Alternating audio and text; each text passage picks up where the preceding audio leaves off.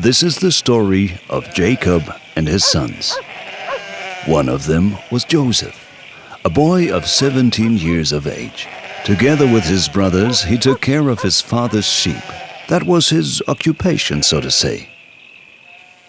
But his brothers didn't like him very much, and they had a reason. Because Joseph reported everything to his father that they had spoken about during the day, even the bad things. But Jacob loved Joseph. He loved him even more than his other sons. That's why he presented him with a beautiful multicolored coat one day. Well, when his brothers saw it, they became pretty jealous of Joseph. In fact, they began to hate him. And from that day on, they couldn't find one friendly word for him. Then one day, Joseph had a dream. "Listen, everybody, I must tell you of the dream I had." And this is what he told them. "We were out in the fields cutting grain and binding it into sheaves in the field. Suddenly, my sheaf stood up. Yours stood in a circle around mine and bowed down to it." When his brothers heard this dream, they became really angry. "Wait a minute! Are you crazy? Do you want to become king and reign over us or what?" But Joseph had yet another dream that he told his brothers immediately. "Listen, I've had another dream. Just imagine, I saw the sun, the moon, and 11 stars bow down to me." At that, even his father rebuked him and said, "What is it, son, with these strange dreams you have? Shall your mother and I and your brothers fall down before you?" One day, as Joseph's brothers were watching their father's sheep in the town of Shechem, Jacob said to Joseph, "Come on, go to your brothers and see if they are all well. I would also like to know how the flock is doing. You can tell me everything when you get back." And so Joseph started on a long journey to see his brothers. As his brothers saw him coming from a distance, they said to one another, "Look, here comes our dreamer. You know what? We'll kill him and throw him into this empty pit. We'll have peace at last and be rid of him. When we get back home, we'll say a wild animal has eaten him. Then we'll see what becomes of his dreams." A pit at that time was an underground cave where water gathered. This one was empty, and they wanted to throw him into it. The oldest brother Reuben, however, sympathized with Joseph and said, "No, don't kill him. All right, we'll throw him into this pit, but we'll spare his life. Come on, he's our brother after all." Reuben really planned to secretly take him out of the pit and take him back to his father. He only wanted to frighten Joseph a little. While Reuben thought about this, he took his sheep and left his brothers. As Joseph came towards his brothers, they grabbed him, pulled his coat off him, and threw him into the deep pit.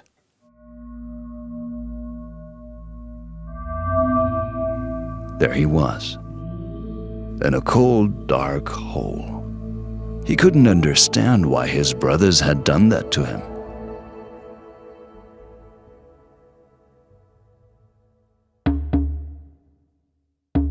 After a while, his brothers saw a caravan of merchants coming their way. They were traveling to Egypt. One of the brothers, Judah, then had an idea. "You know what? Let's sell him to the Ishmaelites. I mean, what good will it do if we kill our brother? Why not sell him?" They all agreed, and the caravan came closer. The brothers pulled Joseph out of the pit and sold him at last for 20 pieces of silver. It's really awful to be sold by your own brothers. Now for Joseph, that was the start of a long, hard journey through the desert. And he didn't have a clue where they would take him.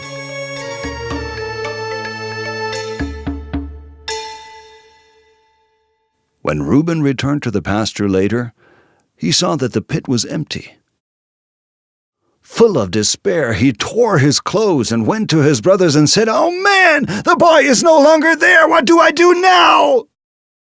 They then told him that they had sold Joseph. To cover up everything from their father, they quickly killed a billy goat and dipped Joseph's coat in the blood. Then they brought the coat to their father and showed it to him. "Look, father, we found this coat. Isn't that Joseph's coat?" They pretended they knew nothing about what had happened. Jacob, of course, recognized Joseph's coat immediately and screamed in despair, "God help me! Joseph, my son! A wild animal must have killed him!" And Jacob tore his clothes. He even tied a sack around his hips and mourned terribly for a long time for his son. He was so full of grief and pain that he wouldn't let anyone console him.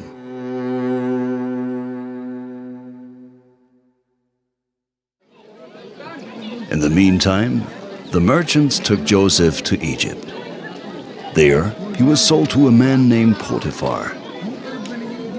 Potiphar was one of the court officials of Pharaoh, who was the king of Egypt. He was Pharaoh's highest officer and in charge of the bodyguards, the commander-in-chief of the army, and chief of all the prisons in Egypt. And what did Joseph do? Joseph was hard-working in the household of his master. Potiphar could see that Joseph was successful in everything he did. He therefore continued to put him in charge of more and more. And so Joseph eventually became the administrator of all of Potiphar's property and belongings. From then on, God blessed Potiphar's household because God was with Joseph. Meanwhile, Joseph had become a very handsome young man. Unfortunately, Potiphar's wife liked him a lot and tried to seduce him. Day after day she came close to him and tried to tempt him. But Joseph rejected her approaches and remained steadfast. He did not listen to her, but rather said, "Your husband, my master, has entrusted to me everything in this household. He has withheld nothing from me, apart from you, his wife. How could I do such an awful thing before God?" One day, however, when Potiphar wasn't at home and Joseph was working as usual, she grabbed his arm and dragged him into her bed. But Joseph shook her off and ran away. But she held on to his cloak, however. Immediately she called on her servants and complained, pretending, of course, to be angry. "Look what has happened! My husband brought this Hebrew into our house, and he wanted to go to bed with me. He even left his cloak behind as I screamed loudly. See for yourselves!" As Potiphar got home, he believed his wife, of course, and got very angry about Joseph.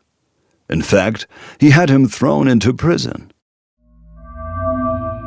Once again, Joseph sat in a cold, dark hole. Only this time it was the state prison.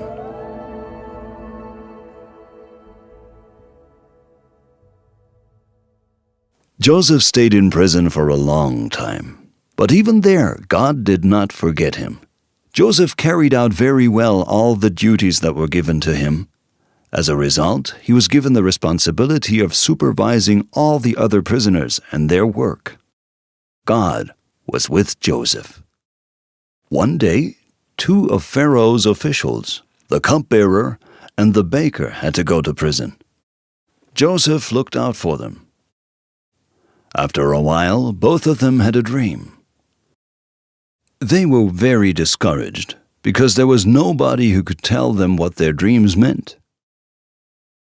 Joseph said to them, "The interpretation of dreams is something for God. Tell me then what you have dreamed." And so they began to tell Joseph about their dreams, the cupbearer first. "It was wondrous. I saw a vine with 3 branches. First of all, the buds came out, and then it blossomed beautifully. As the grapes ripened, I took the Pharaoh's cup and squeezed them into it, and then I gave it to him." Joseph said to him, "The 3 branches are 3 days.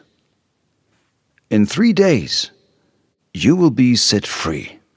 You will become Pharaoh's cupbearer again, and as previously, you will put his cup into his hand.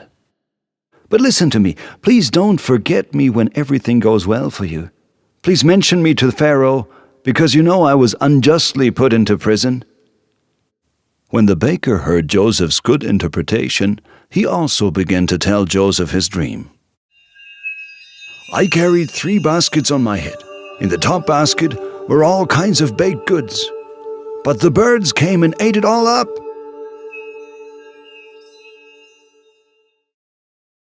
Joseph said, The 3 baskets, they also mean 3 days. After 3 days, Pharaoh will have you hung, and the birds will eat your flesh." Pharaoh celebrated his birthday 3 days later. He invited all his servants to the feast. He had the chief cupbearer brought to him and restored him to his position again. But he hung the baker, just as Joseph had predicted. The chief cupbearer did not remember Joseph. He simply forgot him. And so Joseph had to stay in prison. 2 full years had passed when one night Pharaoh had a dream.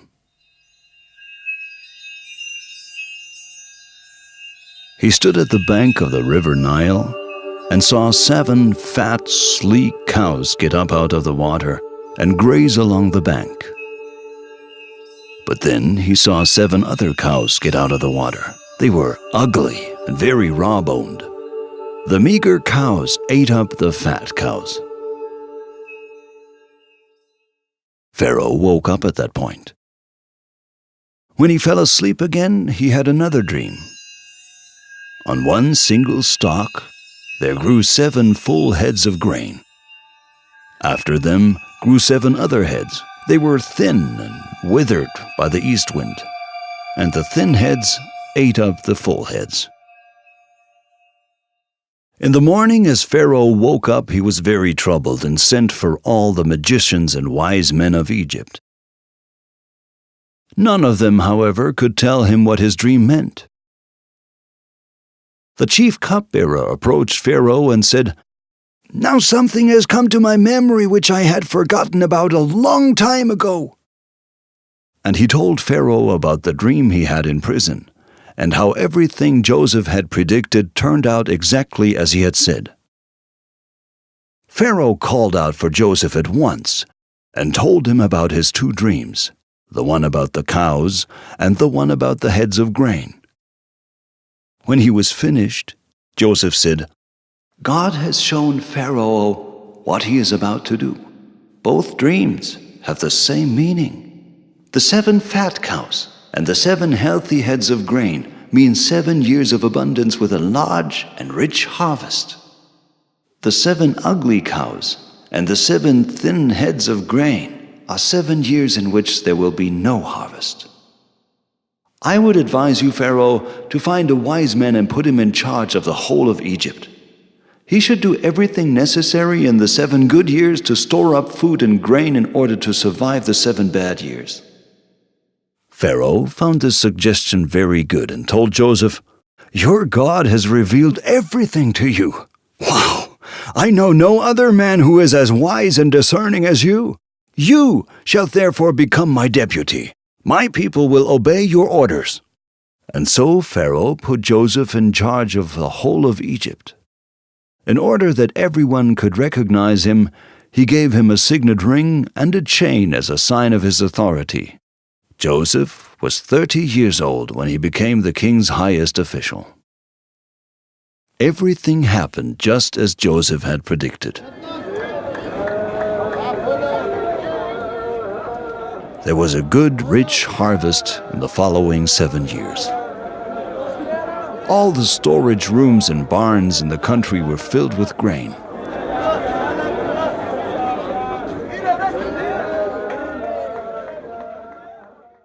Thereafter came the 7 years of hunger, just as Joseph had said. There was a great famine in all the neighboring countries of Egypt. Only in Egypt there was enough food stored up. People from all other neighboring countries streamed into Egypt in order to buy grain. Joseph's father, Jacob, also heard that they could buy grain in Egypt, and he said to his sons, "Why do you stand around doing nothing? Go to Egypt and bring back plenty grain so we don't die of starvation." And so Joseph's brothers started on their journey to Egypt. But only the older brothers, because Jacob wouldn't let his youngest son Benjamin go with them. He was afraid that someone would harm him. So Jacob's sons arrived in Egypt, where Joseph's officials sold grain to everyone. There was indeed enough for all. And things came to pass just as predicted. The brothers met Joseph. When they saw him, they bowed down to him and showed him great reverence, because they didn't recognize him. He had also changed his name and was now called Zaphenadpaneach. But Joseph recognized them immediately.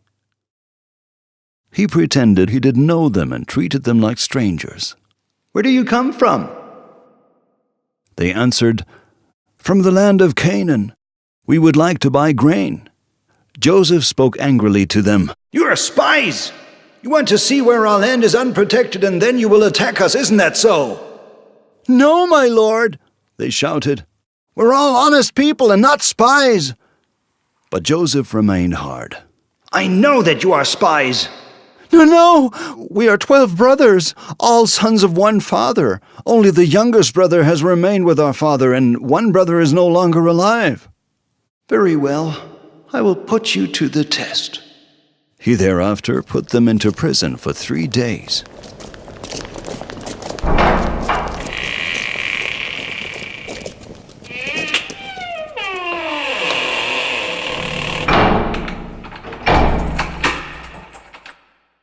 When the 3 days were past, he said, "You must leave one of your brothers here as hostage. The rest of you can take the grain home to your father. If you bring your youngest brother with you when you return, then and only then will I believe you, and your brother who has been taken hostage will not die."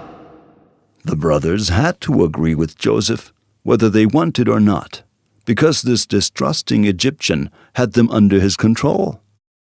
In a moment, when he thought no one was watching, Reuben, the oldest brother, said, "Do you remember what I said to you at that day in the desert? Don't harm Joseph, I said. This is now our punishment for it." As Joseph overheard this, he had to turn away from them and cry. After he had composed himself, he turned towards his brothers, had Simeon taken, and thrown into prison. Joseph then commanded that all his brothers' sacks be filled with grain, and that the money which they had paid for the grain be put back into each full sack.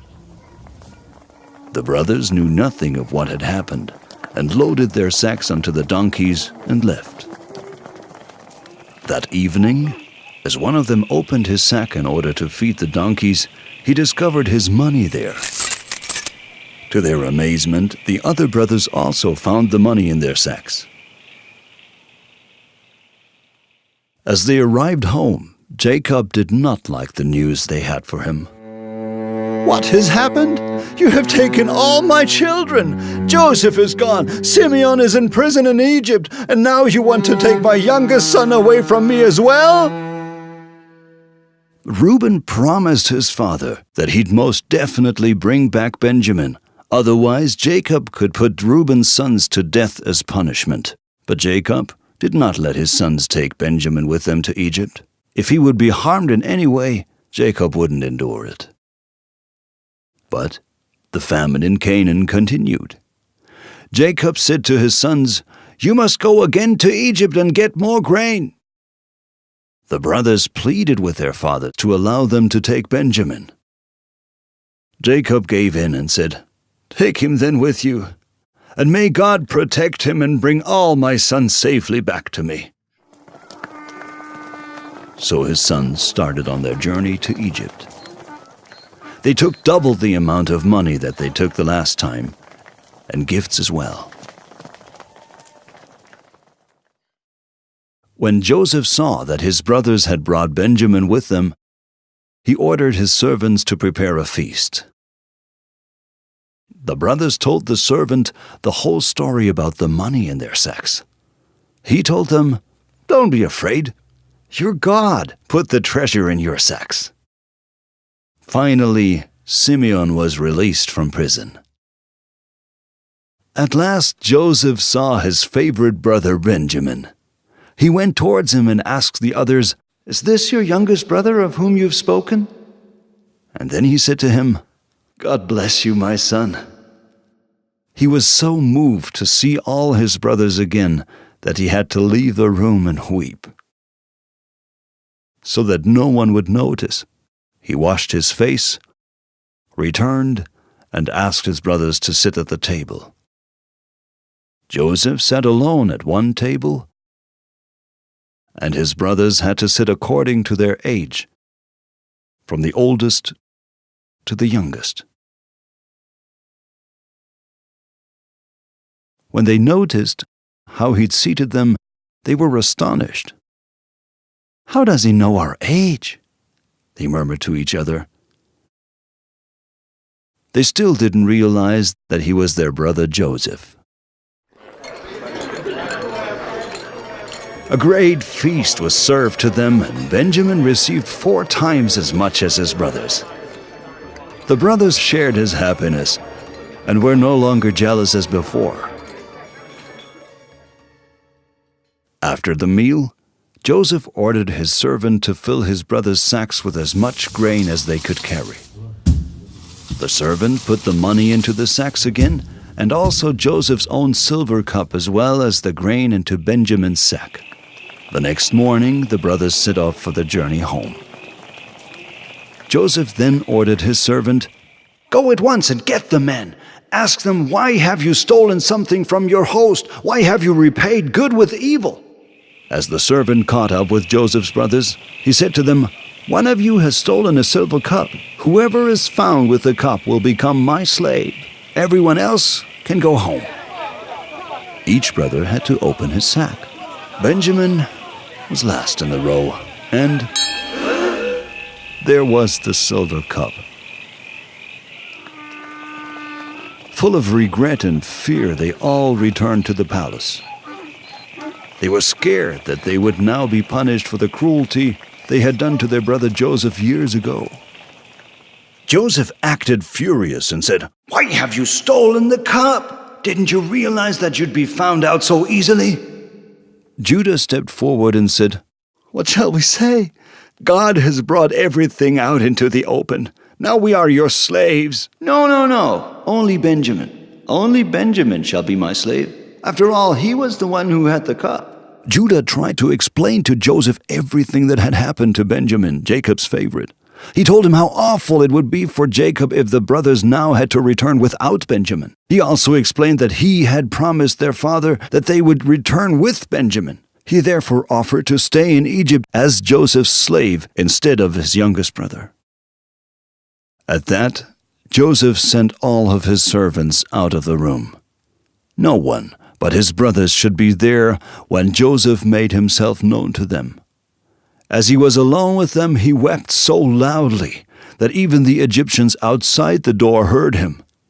He cried, "I am Joseph!"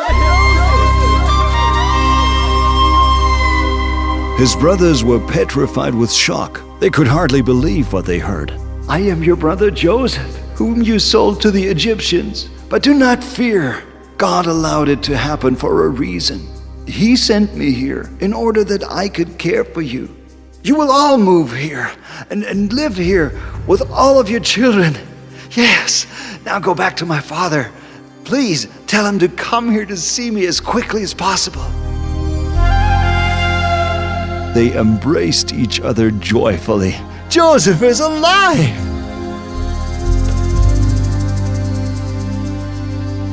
Gladly they said goodbye to Joseph and left for their journey home.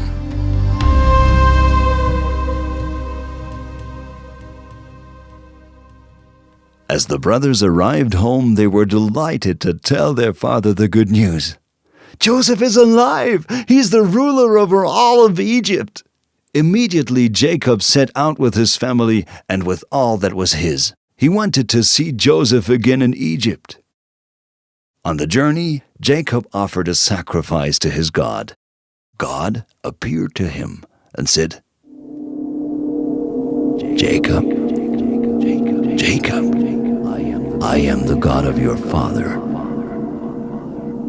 Don't be afraid to go to Egypt, because I will make you into a great nation. I will go with you." He then continued on his journey. Joseph couldn't wait to see his father, and he rode out with his chariot to meet his father and the family. As Jacob saw his son, he threw his arms around him and wept with joy. He said to Joseph, "Now I can die in peace." Joseph cared for all the members of his family, and they all lived in the most fertile part of the country.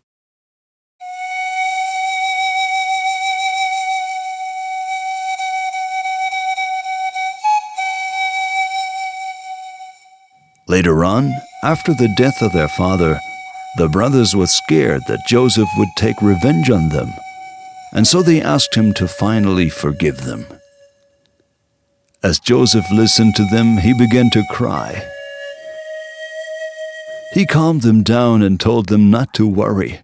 "You wanted to do me harm, but God has used it to bring about something good. He wants to save and keep his people Israel. Don't be afraid. I will take care of you all."